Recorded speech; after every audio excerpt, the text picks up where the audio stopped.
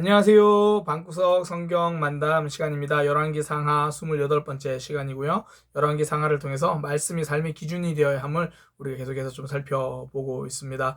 왕들이 말씀을 기준으로 바르게 살았을 때, 또 그러지 못할 때 그런 모습들이 열왕기 상하에 계속 나오죠.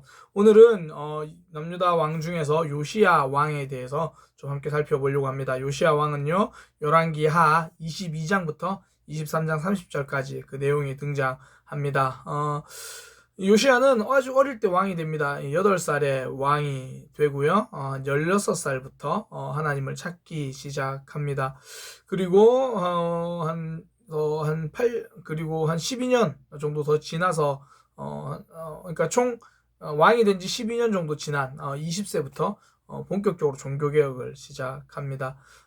그 최고의 절정은 한 18년째 되던 때, 그 즈음이 아마 최고의 절정인 거 아닌가 싶은데요.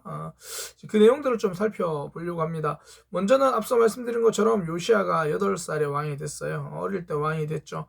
우리가 쭉 지금 성경을 살펴보면서 자주 보는 패턴이 하나 있어요. 좀 연약할 때는 오히려 하나님을 붙든다. 패턴이죠. 요시야가 8살에 왕이 됐어요. 그러니까 굉장히 뭔가 왕권도 약하고 그런 상황인데 그는 그때 하나님을 붙들고 쭉 살았죠.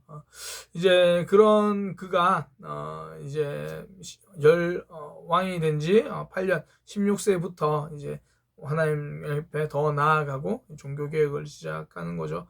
그 종교개혁의 핵심은요, 그 종교개혁의 핵심은 율법을 발견하는 거예요. 그러니까 이제 요시야가 하나님 앞에 바르게 서는 모습으로 성전을 수리하라고 합니다. 성전을 수리하고 고치고 그런 과정 가운데 성경에서 율법책, 성경책이 발견됩니다. 성전에서. 그러니까 좀 재밌는 모습이죠. 이런 거예요. 우리 교회 집사님이 우리 교회를 청소하시다가 교회에서 성경책을 발견한 거예요. 당연한가요? 이 당시에는 율법, 기록서가 잘 없었기 때문에 성전에서 율법을 발견한 게요, 엄청난 사건이 됩니다.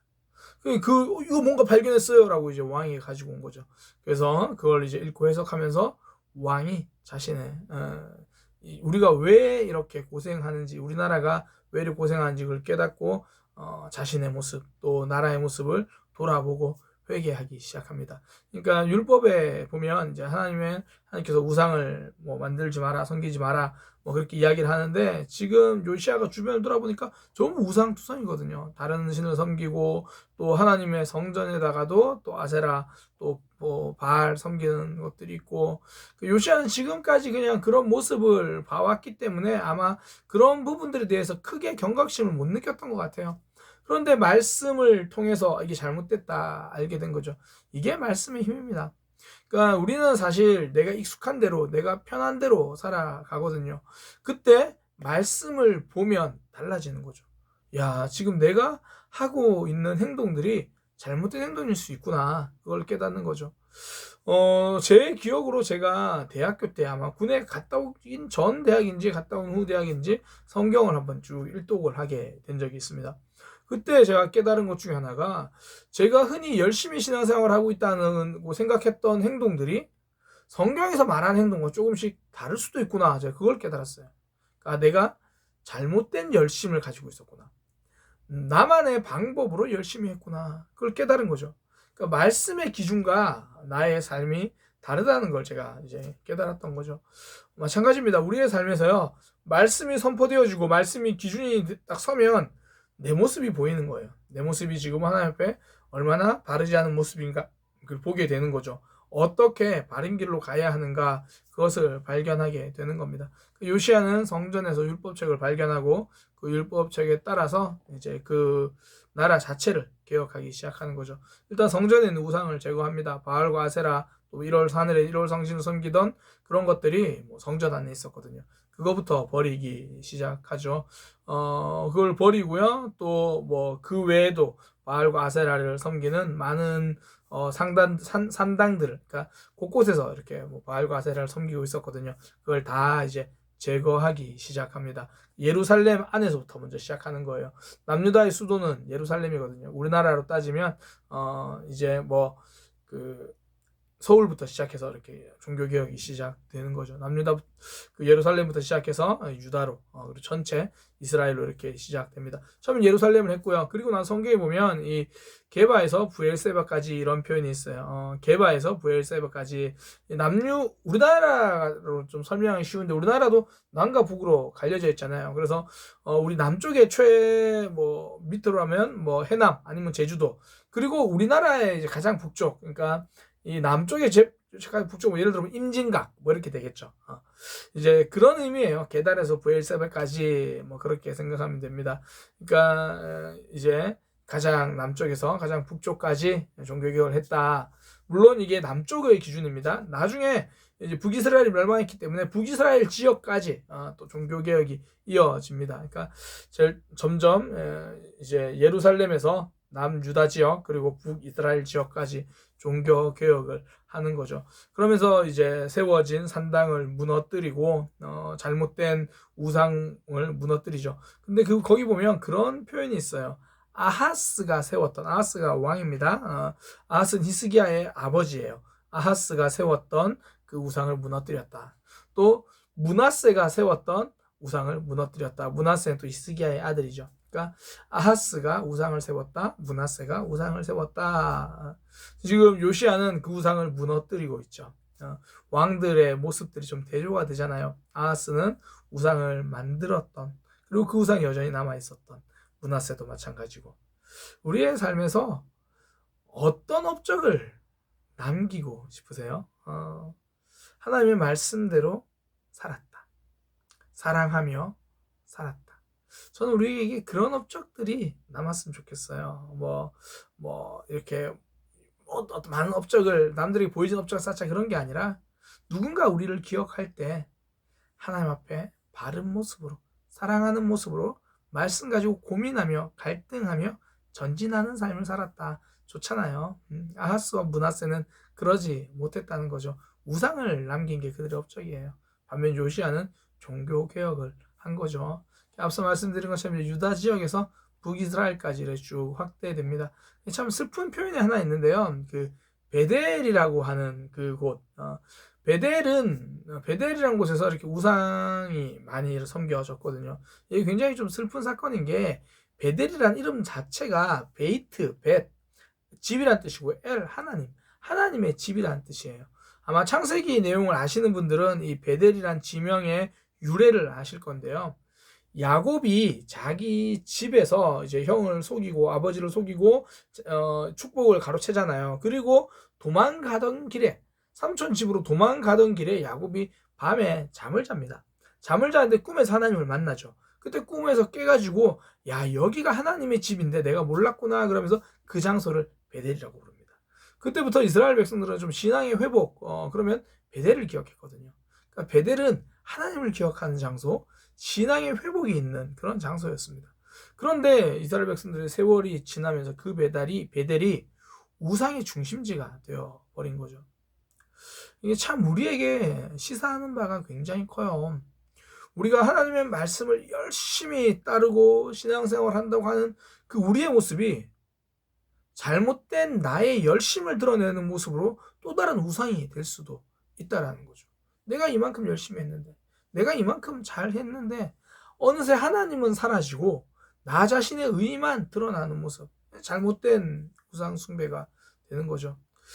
기독교인의 삶이요, 굉장히 우리가 조심해야 되는 것 중에 하나가, 저도 많이 조심하려고 합니다. 저도 연약한 부분이고요.